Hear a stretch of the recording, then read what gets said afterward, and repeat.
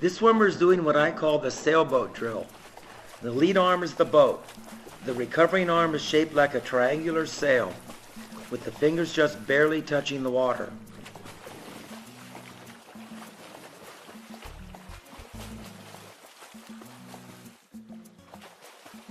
She will kick 6 times in this position and then switch to the other side.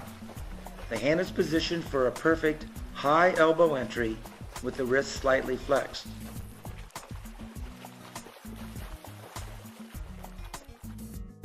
As the other arm pulls, the entering arm extends to a glide position.